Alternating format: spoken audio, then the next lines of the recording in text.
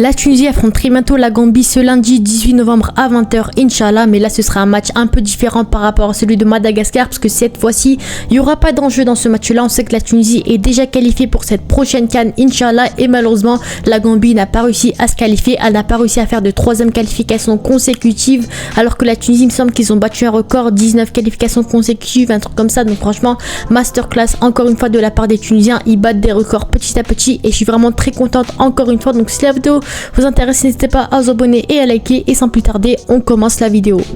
Donc voilà, ce sera un match quand même plutôt intéressant entre la Tunisie et la Gambie. Ce sera un peu différent par rapport à d'habitude, parce que là c'est la dernière journée de qualification, il n'y aura pas vraiment d'enjeu encore une fois. On sait que quand on voit le classement, la Tunisie est actuellement première du classement avec 10 points. Ensuite on a les Comores également qui ont battu un record, il me semble deuxième. Voilà, ils se sont encore qualifiés à la CAN, alors que d'habitude c'est compliqué pour eux. Donc franchement félicitations à eux encore une fois. Et malheureusement la Gambie et Madagascar n'ont pas réussi à se qualifier. Donc là à mon avis ce sera un match qui va se jouer pour savoir qui sera premier du groupe. Donc si la Tunisie gagne ce prochain match, elle sera forcément première du groupe, et si ils perdent et les Comores gagnent leur prochain match, ils passeront premier du groupe. Donc pour moi là franchement je pense que l'objectif est de passer premier du groupe, mais ça reste pas voilà un objectif de fou non plus. On sait que la Tunisie est déjà qualifiée, c'était déjà l'objectif principal pour toutes les équipes, et là franchement ce sera le moment de faire un match entre guillemets d'entraînement. Pareil pour la Gambie, pour un peu tester la compo, tester des compos pour la prochaine CAN potentiellement. On sait qu'à l'heure actuelle Kaïs Yacoubi est vraiment intéressant, il a réussi un peu à changer le style de jeu de la Tunisie.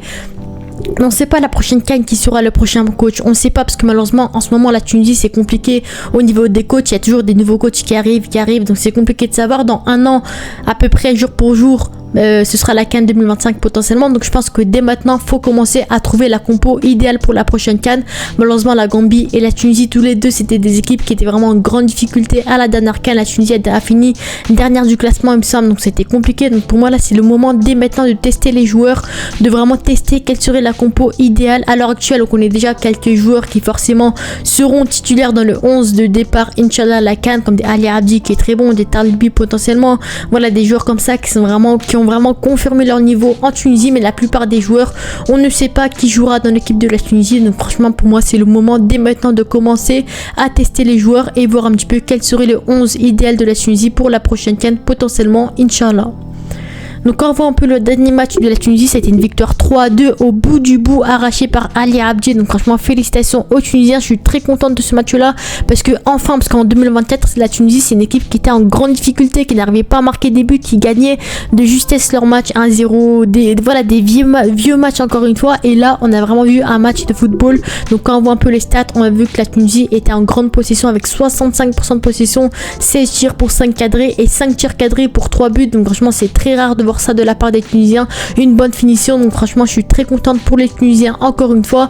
Donc voilà, Madagascar a réussi à marquer 2 buts avant la mi-temps contre son camp de Mémiche, et un but juste avant la mi-temps justement. Et côté tunisien, on a eu un match avec un début plutôt intéressant de Hamza Rafia au début, avec une superbe action de Ali Abdi. Salaf Al-Taïef qui marque également un superbe but, encore une fois son premier but en sélection, et Ali Abdi à la fin du match avec une superbe tête qui a réussi à offrir la victoire à la Tunisie. Ali Abdi qui a vraiment fait un match de fou furieux encore une fois. Pour moi à l'heure actuelle c'est clairement le meilleur joueur tunisien, parce que franchement Ali Abdi il est très bon en ce moment, en grande forme, elhamdoulilah, que ce soit avec la Tunisie ou avec le GC Nice. Franchement il marque des buts, il fait des passes D, c'est un joueur qui est investi défensivement, offensivement, et pour moi c'est clairement un élément majeur de l'équipe de la Tunisie. Et Keshrida qui s'est pris un carton rouge en fin de match, un peu inutile, mais quand même on a vu quand même que la Tunisie a réussi à chercher la victoire au bout du bout encore une fois. Et malheureusement côté gambien, ils ont perdu leur match à domicile. Donc les Comores ont réussi à marquer à la toute fin de match par Miziane qui a réussi à offrir la qualification aux Comores. Donc malheureusement pour la Gambie, ils ne sont pas qualifiés, mais je pense quand même que voilà, quand tu vois les stats, on voit que la Gambie a dominé avec 60% de possession. Mais en vrai de vrai, au niveau des tirs, ils n'ont rien fait de la possession, 18 tirs pour 13 tirs. Et au total, 6 tirs cadrés pour les deux équipes.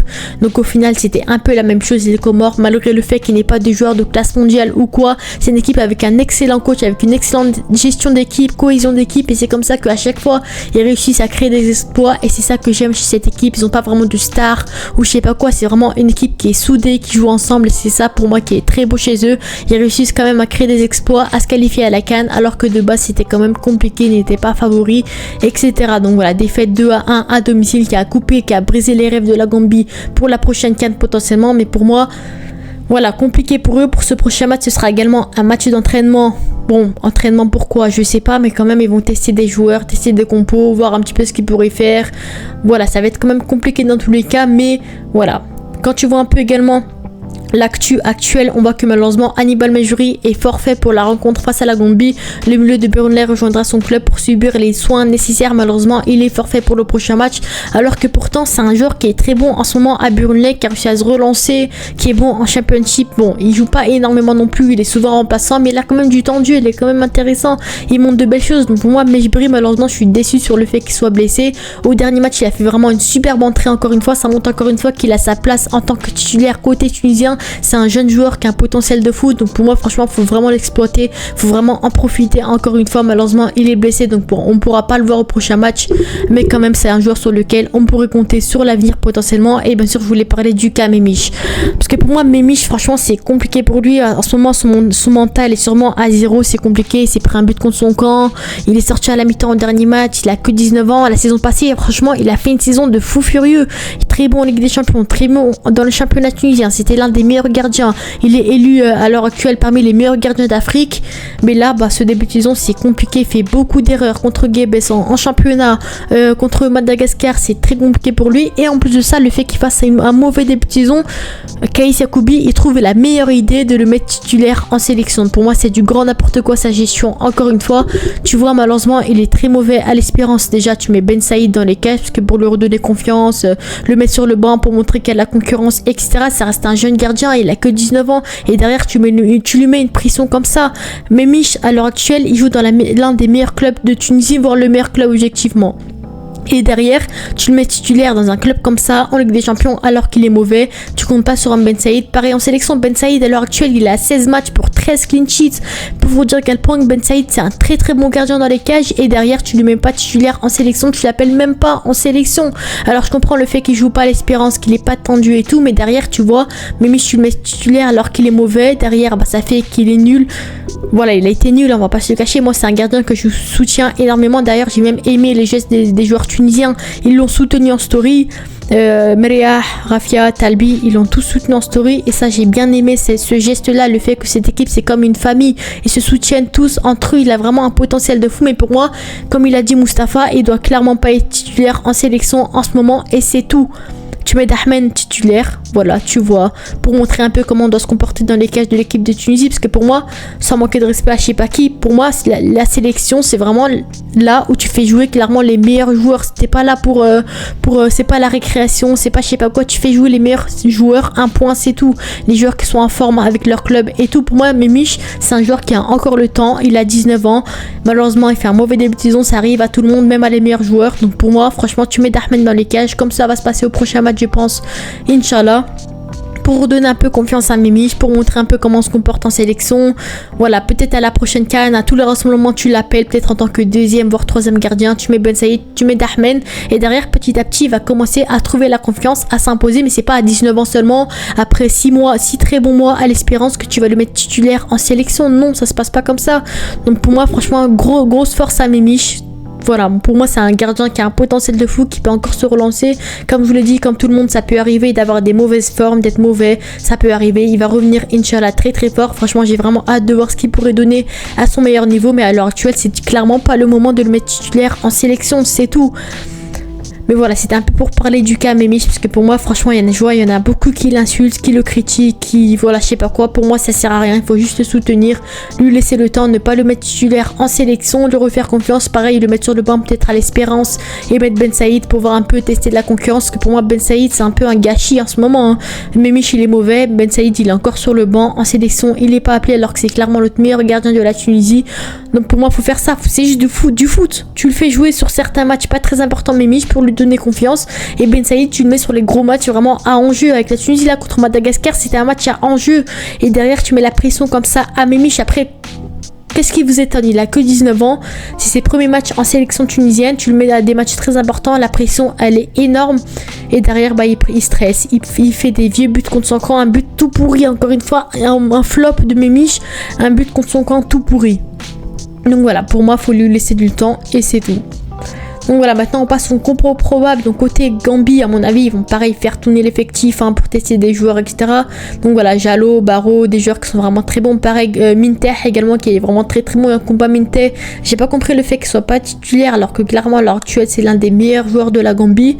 Mais voilà, c'est pas grave. En tout cas, tu testes des Minte titulaires, des joueurs comme ça qui sont vraiment intéressants. Côté gambien, c'est pareil, c'est un peu comme les Comores, ils ont pas des joueurs de classe internationale, à part Barrow qui est très bon, Jallo qui est très bon et Minte. Mais à part ça, les joueurs ils sont plutôt corrects, moyens. Donc franchement, pour moi, tu fais tourner l'effectif malgré le fait que ce soit pas qualifié, tu testes des joueurs, etc. Et côté tunisien, voici ma compo. Donc à mon avis, tu continues sur un 4-2-3-1 qui a fonctionné au dernier match avec bien sûr Dahman dans les cages. À gauche, pour moi, clairement, Ali Abdi est clairement le meilleur joueur à l'heure actuelle tunisien. Mais pour moi, tu dois faire tourner. Pour moi, tu dois tester Amin Cherni qui est bon en Ligue 2, qui malheureusement a très très peu de temps de jeu avec la Tunisie. À droite, Keshrida, il est suspendu, j'ai oublié de l'enlever. Voilà, tu mets n'importe qui, peu importe. Pour moi, à droite, on n'a pas de vrai joueur. Malheureusement, c'est ça le défaut de la Tunisie. Pour moi, le seul bon joueur à droite, c'est Yann Valéry. Malheureusement, il n'a pas été appelé. Donc mettez qui vous voulez. Et en devant central, Talbi, bien sûr, le capitaine, le patron de la défense.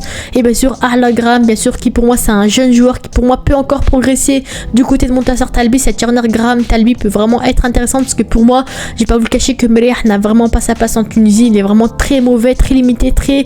Voilà, pour moi, Merih n'a plus sa place. Merci pour les travaux, merci pour tout. Mais franchement, faut tourner la page. Faut mettre Graham, faut mettre peut-être Hamza Matloufi qui a été élu meilleur défenseur central du championnat égyptien. Donc pourquoi pas le tester également. Et pour moi, Merih, faut le mettre sur le banc et tester un Graham, un Talbi, peu importe, mais en tout cas tester des joueurs. Au milieu de terrain, double pivot, El Mizouni, Hadj Mahmoud, parce que pour moi, on va pas se cacher que des Leidouni, bon Leidouni il a juste été correct. Franchement Leidouni c'est un joueur que j'aime beaucoup au milieu de terrain, à l'heure actuelle c'est l'un de nos meilleurs joueurs, mais on voit clairement que des Skiri, des Leidouni et des Menromdan, clairement non, franchement c'est des joueurs très corrects qui font rien au milieu de terrain, qui ne font pas d'animation, etc. À peine on a vu Hamza Rafia, à peine on a vu Hannibal Mejri au dernier match, on a vu la différence. Donc pour moi El Mizouni, Had Mahmoud, malheureusement c'est des joueurs qui n'ont pas eu leur chance en sélection, qui pour moi sont très bons avec leur club à l'heure actuelle, donc pourquoi pas les tester encore une fois. Hamza Rafia en tant que numéro 10, que pour moi Hamza Rafia, faut lui laisser le temps de s'adapter à ses attaquants. C'est un joueur qui est très bon, qui a un potentiel de fou,